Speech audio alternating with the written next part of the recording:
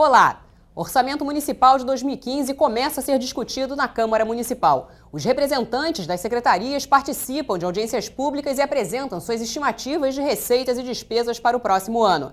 A primeira audiência foi realizada com a Secretaria Municipal de Obras. Com um orçamento de quase 4,5 bilhões de reais, o Parque Olímpico é a prioridade da Secretaria Municipal de Obras para o próximo ano. Nós temos, em 2015, 6 equipamentos para serem construídos, na verdade, todos eles com recursos vindo do governo federal. São 4 equipamentos no Parque Olímpico da Barra, que são os equipamentos do handball, o novo parque aquático, o novo velódromo e o centro de tênis. E em Deodoro nós temos as áreas norte e sul de Deodoro, separadas pela linha férrea, no qual nós temos o Parque Radical, o Centro Nacional de Tiro, o Centro de Hipismo e a Arena Olímpica também em Deodoro, onde teremos o pentatlo moderno. A comissão demonstrou preocupação com as obras em Deodoro. No início do ano, a grande preocupação era com relação ao Parque de Deodoro. Então, eu queria saber se hoje, como é que estão essas obras, se elas estão completamente sob controle para a realização do evento. Todas as obras também encontram-se em bom andamento. O Parque Radical hoje, que é na região ali de Deodoro e Ricardo Albuquerque, é uma obra que, assim, podemos dizer que está totalmente dominada. Já o diretor da Rio Águas garantiu a reurbanização da Praça da Bandeira. Um reservatório pronto, 19 milhões de litros, já ficou pronto no verão passado, em dezembro do ano passado. Nós agora estamos urbanizando a praça, vamos devolver o macho da bandeira à praça novamente. E no final do ano, a Praça da Bandeira já vai ser entregue, já remodelada ali à população. Na segunda rodada de audiências, as secretarias de Desenvolvimento Social e Habitação apresentaram suas estimativas orçamentárias para o ano que vem. Com um orçamento de 711 milhões de reais para 2015, a Secretaria Municipal de Habitação teve que explicar a redução de 8% em relação aos investimentos desse ano. Nós estamos naquela transição entre finalização de obras e início de novas obras. Obras essas que normalmente pelo seu tempo de maturação, darão seus resultados em 2016.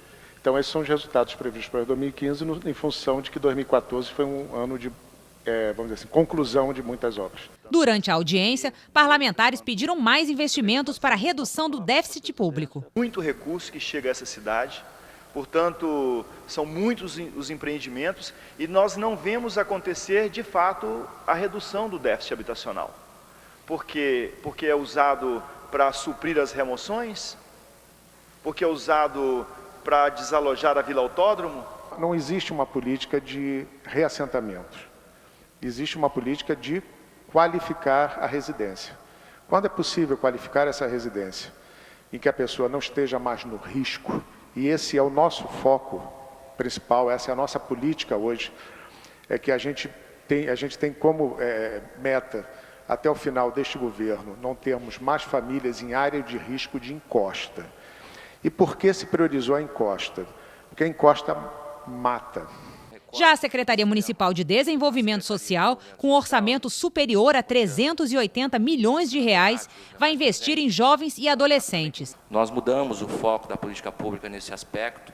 É uma política pública toda focada no fortalecimento da autonomia desses garotos. E para nós é um dilema, porque todo o Sistema Único de Assistência Social está focado na retomada do convívio familiar ou comunitário dos adolescentes.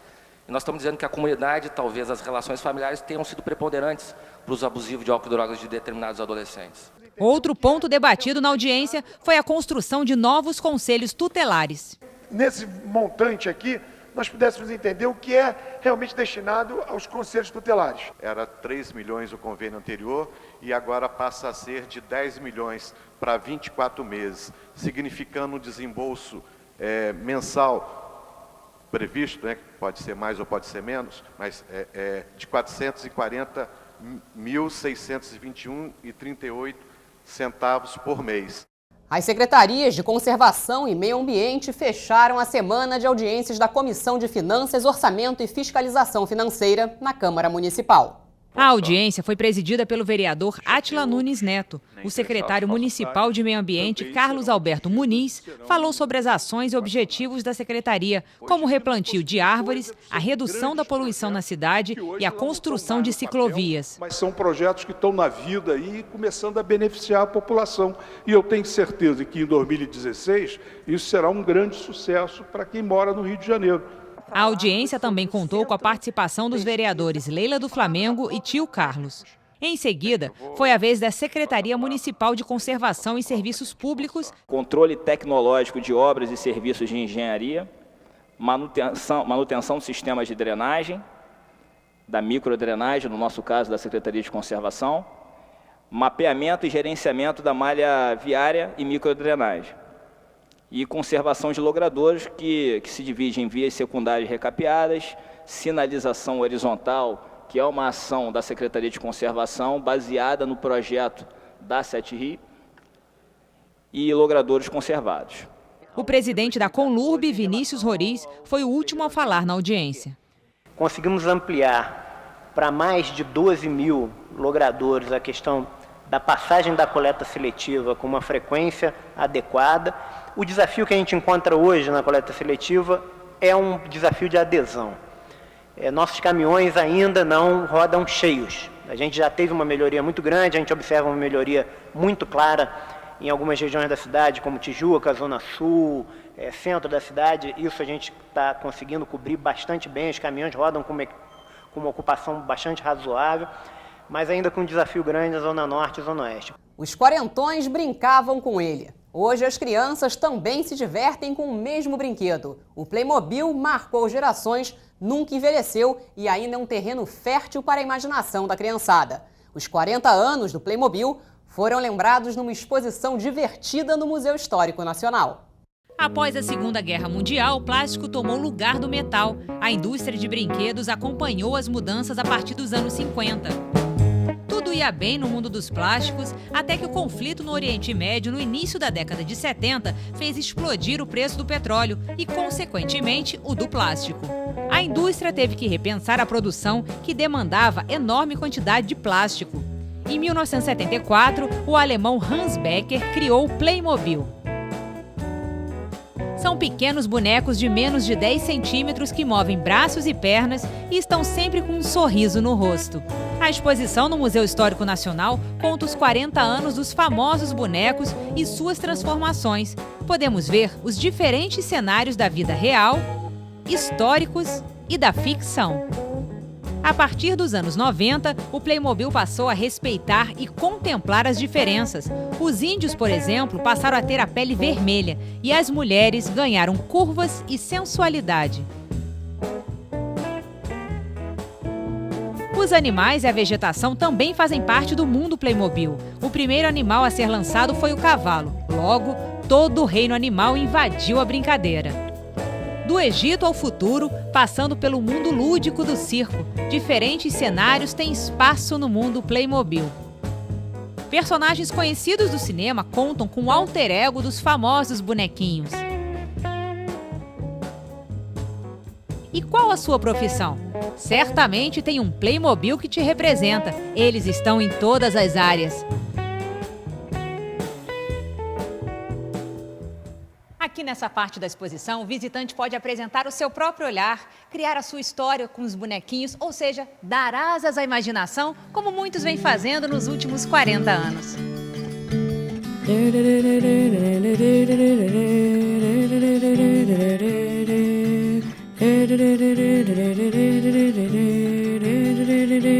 A exposição fica em cartaz até o dia 23 de novembro.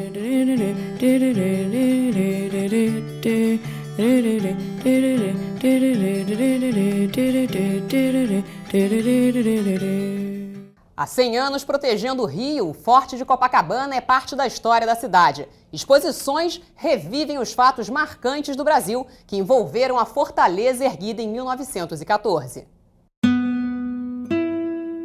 Uma invasão para lá de pacífica.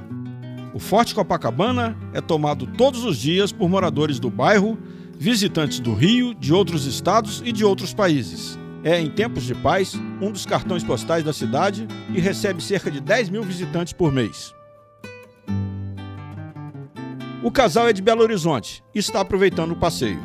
O que motivou a visita de vocês ao Forte Copacabana? Primeiro, por ser um ponto turístico famoso aqui do Rio de Janeiro. E segundo, pelos comentários também de pessoas que já vieram e nos recomendaram. Para mim, também tem o café, né, na Colombo. Mineiro não esquece o café. É muito famoso. E o pão de queijo. E o pão de queijo, viemos conhecer. As duas amigas, Glaucia e Daniela, tiveram um pequeno contratempo. Daniela mora em Londres e perdeu o voo. Para entreter a amiga, enquanto não resolve a viagem, Glaucia trouxe para cá. Daniela até esqueceu do problema. Eu sempre acredito que há uma razão quando alguma coisa errada acontece no teu dia, e eu levei muito em consideração e disse, não, vou visitar minha amiga Glaucia e vim aqui para o Forte para poder conhecer essa vista linda, ver essa vista linda de Copacabana. Segurança, limpeza, ordem, desde a compra do ingresso até as atividades que você tem aqui dentro, o museu, eu acho que o Forte ele cumpre o papel dele bem sim. Da morada do Forte, uma vista de tirar o fôlego, para o deslumbramento de todos, a princesinha do mar com toda a sua exuberância. Nas mesas, as delícias da tradicional Colombo. Tempo para conversar e passar horas agradáveis. Horas, um século. Com a missão de defender a então capital do Brasil das ameaças de invasões e ataques, o Forte começou a ser construído em 1908, durante o governo de Afonso Pena. A planta da fortificação foi dimensionada na ponta da igrejinha de Nossa Senhora de Copacabana, que veio dar nome ao bairro. A réplica da imagem original da santa se encontra no antigo paiol de Espoletas, hoje transformado numa singela capela. Os canhões importados da Alemanha chegaram em 5.000 caixotes para serem montados no alto da fortificação em posições estratégicas de defesa da costa. Ambos de tubos duplos e são canhões de tiro rápido e longo alcance. A peça maior tem 305 mm e alcança com precisão alvos até 23 km de distância. A outra peça de artilharia tem 190 mm e atinge alvos até 18 km de distância. Os dois giram 360 graus. Hoje, em torno dos canhões, não a tensão das guerras e batalhas, mas sim a descontração dos turistas e visitantes. As ruínas da estrutura do cais, construído para içar as peças para a cúpula do forte, ainda resistem às mudanças das marés por um século. As paredes da fortificação circular têm 12 metros de espessura. Aqui é a entrada pioneira. Logo que o visitante chega, um belo mosaico no piso. Uma bela recepção. Caminhar no interior do Forte Antigo é conhecer o sistema de defesa da nossa costa no início do século passado. Todos esses aparatos são as engrenagens e a mecânica necessárias para os canhões entrarem em ação, a partir do trabalho dos militares nessas galerias. Os manequins dão uma visão de como era complexo o manejo aqui no forte. Os fortes de paz, erguidos a partir da década de 20, são utilizados para atividades culturais e entretenimento.